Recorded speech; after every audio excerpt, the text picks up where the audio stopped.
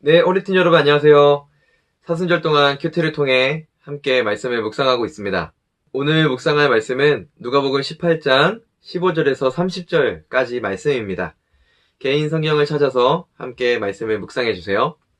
사람들이 예수께서 만져주심을 바라고 자기 어린 아기를 데리고 오매 제자들이 보고 꾸짖거늘 예수께서 그 어린 아이들을 불러 가까이 하시고 이르시되 어린아이들이 내게 오는 것을 용납하고 금하지 말라. 하나님의 나라가 이런 자의 것이니라. 내가 진실로 너희에게 이르노니 누구든지 하나님의 나라를 어린아이와 같이 받아들이지 않는 자는 결단코 거기 들어가지 못하리라. 어떤 관리가 물어 이르되 선한 선생님이여, 내가 무엇을 하여야 영생을 얻으리이까? 네가 어찌하여 나를 선하다 일컫느냐? 하나님 한 분 외에는 선한 이가 없느니라. 네가 계명을 안 하니 간음하지 말라, 살인하지 말라, 도둑질하지 말라, 거짓 증언하지 말라, 내 부모를 공경하라 하였느니라. 이것은 내가 어려서부터 다 지켰나이다. 예수께서 이 말을 들으시고 이르시되 내게 아직도 한 가지 부족한 것이 있으니 내게 있는 것을 다 팔아 가난한 자들에게 나눠주라. 그리하면 하늘에서 내게 보화가 있으리라. 그리고 와서 나를 따르라. 그 사람이 큰 부자이므로 이 말씀을 듣고 심히 근심하더라. 예수께서 그를 보시고 이르시되 재물이 있는 자는 하나님의 나라에 들어가기가 얼마나 어려운지 낙타가 바늘기로 들어가는 것이 부자가 하나님의 나라에 들어가는 것보다 쉬우니라 하시니 듣는 자들이 이르되 그런즉 누가 구원을 얻을 수 있나이까? 무릇 사람이 할 수 없는 것을 하나님은 하실 수 있느니라. 베드로가 여짜오되 보옵소서, 우리가 우리의 것을 다 버리고 주를 따랐나이다.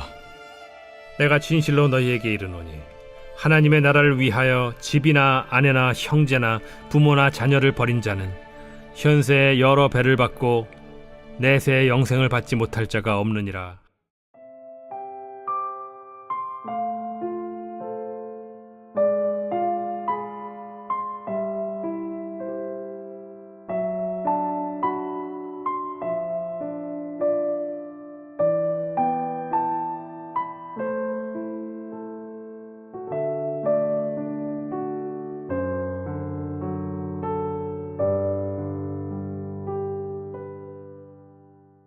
네, 여러분은 오늘 말씀에서 무엇을 관찰하셨나요?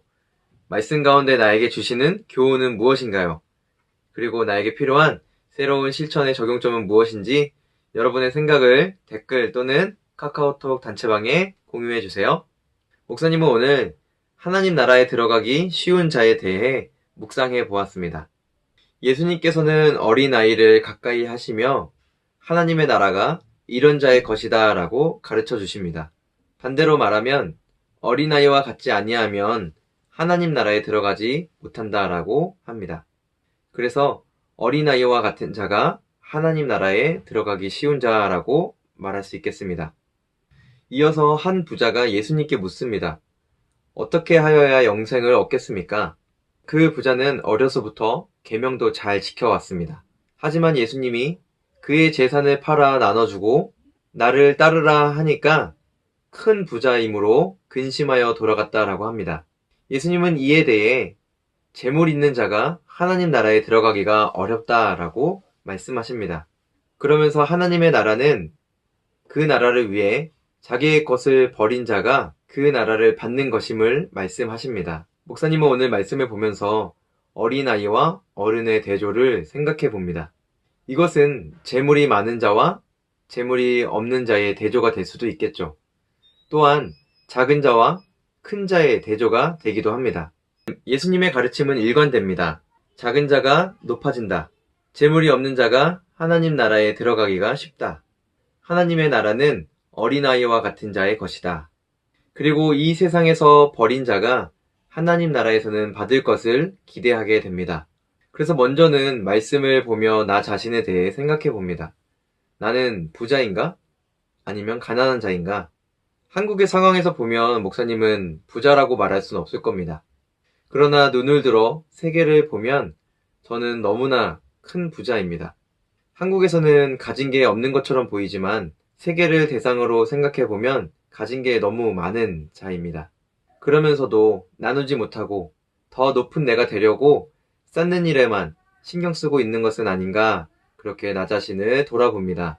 그래서 소위 어른들의 세상 논리와 과열 경쟁에서 벗어나 어린아이처럼 하나님의 나라를 상상하고 사모하며 하나님의 나라를 위해 헌신할 수 있는 내가 되기를 소망해 봅니다.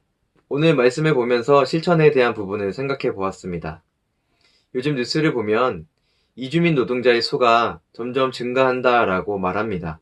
그만큼 한국이 저출산과 노동력 감소에 문제가 있다는 것을 보여주는데요.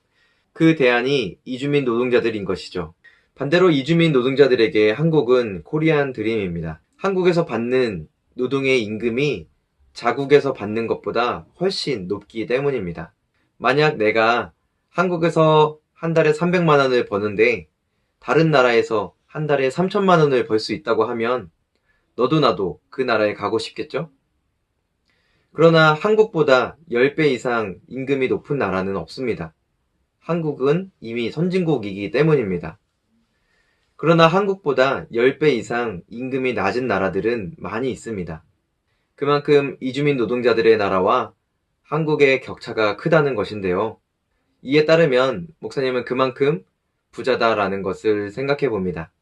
그래서 당장은 아니지만 내가 가진 지적, 경제적, 기술적, 문화적 자원을 어려운 이웃들을 향해 섬길 수 있는 방향을 모색해 보아야겠다라는 것을 생각해 봅니다. 오늘 말씀을 통해 여러분이 묵상한 내용은 무엇인가요?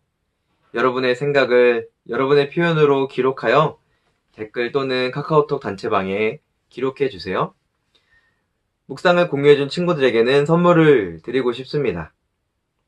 그러면 이제 주신 말씀을 마음에 새기며 함께 기도함으로 오늘의 큐티 시간을 마치도록 하겠습니다. 함께 기도하겠습니다.